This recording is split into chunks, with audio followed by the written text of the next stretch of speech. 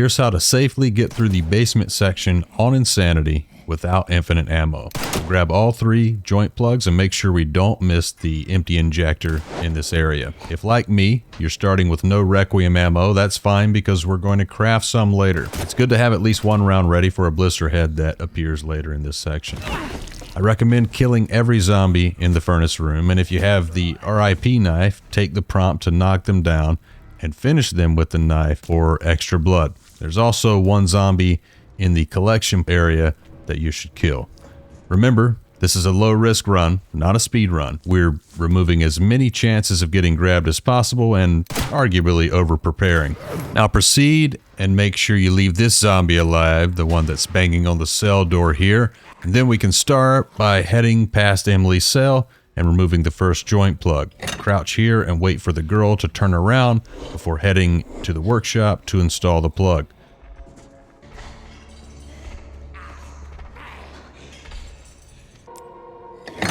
Grab the blood outside the workshop and the scrap inside, then retrieve the joint plug and sneak toward the furnace to install it there.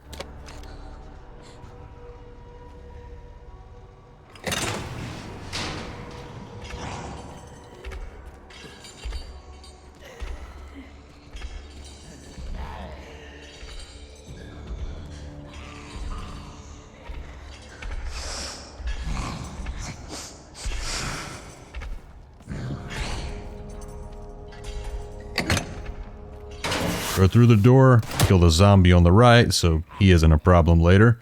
Continue into the next room, grab the loot, and pick up the nearby joint plug.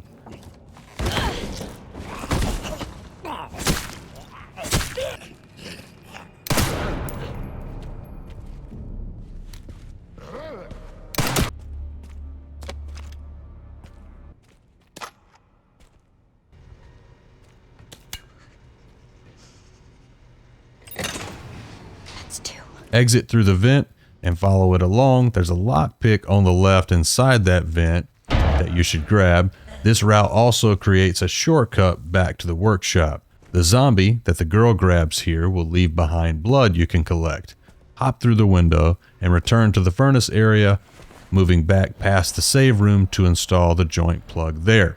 Craft at least 1 hemolytic injector if you don't already have one, so you can use it on this zombie.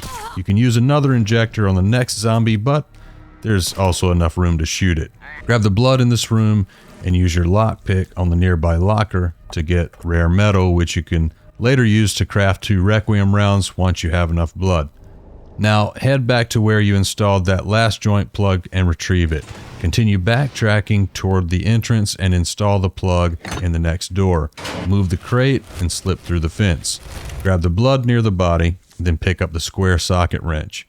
When you head back toward the entrance, the girl will drop down and block your path. Wait here until she turns around and starts moving toward you. Then loop around in the other direction, grabbing the lockpick here as you go and exit back through the fence.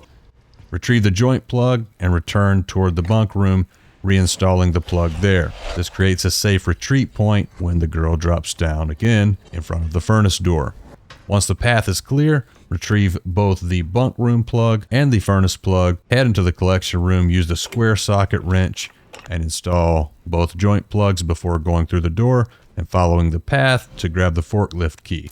Don't forget the hip pouch and the loot in this room. Retrieve the plugs from the collection room and install 1 to open the furnace door. Head back into the next room where the girl will now be roaming, so take your time, sneak behind her into the side room, and then wait for her to pass before moving out and installing the plug. You may want to run to the other side of the forklift as you see me do here after installing it. The AI can behave strangely here, so this positioning helps avoid taking damage if she gets close. Use the forklift key and move forward. There's also a rare metal on the left past this point that you can grab with a lockpick. Follow the bodies around and a zombie will appear. I kill it in this run, but that can be risky. You can also immediately run to move the cart and slip through, returning the switch before it can grab you. Throw the switch to reverse the direction of the bodies and quickly slip through to reach the processing area, ignoring the zombies that you hear around you. Capcom places a typewriter and an ink ribbon here because this section can be difficult. This is the most reliable approach that I've found, but this section still has some run-to-run variance because enemy behavior can shift and the moving belt makes positioning less precise. Be ready to adapt if it plays out a little differently here.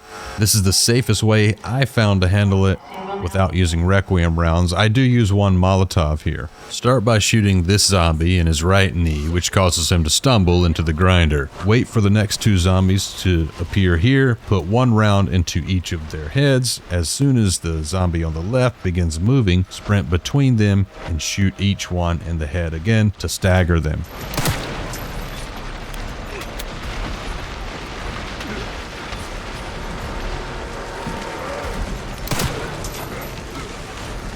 Turn around and look for this zombie and shoot him in the head as you move past. When he stands up, shoot him again and push him back.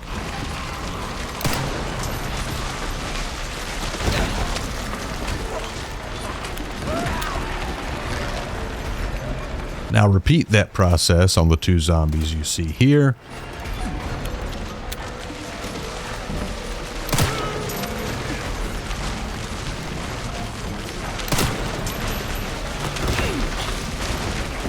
For the final two zombies, throw a Molotov and run this path, keeping distance, and then that should do it.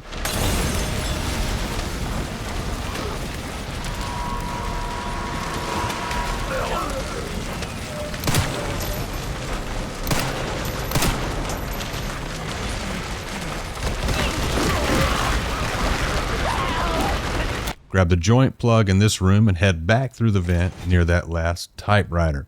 Hit the switch, grab the blood, and take the elevator up. A blister head will spawn in the furnace room, so have your Requiem ready. Hopefully you have a round left to deal with it quickly. After that, go through the furnace door and grab the joint plug next to the forklift.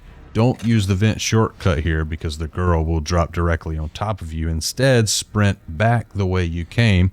Before retrieving the furnace plug in the furnace room, head toward the zombie we left alive in the cell earlier.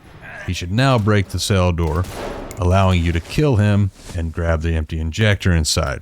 You have two options here. If you're worried about getting grabbed by the girl in the water treatment section coming up, craft a steroid to boost your health so you can survive one grab. I recommend crafting the steroid overall, but you can choose either option depending on your comfort level. Retrieve the furnace plug, install all three plugs, and make a run for the exit. And that's it for the basement. In the next video, I'll cover the water treatment section and show you the exact route to avoid getting grabbed as long as you can land 4 Requiem shots on the girl. Thanks for watching. Good luck. Take care.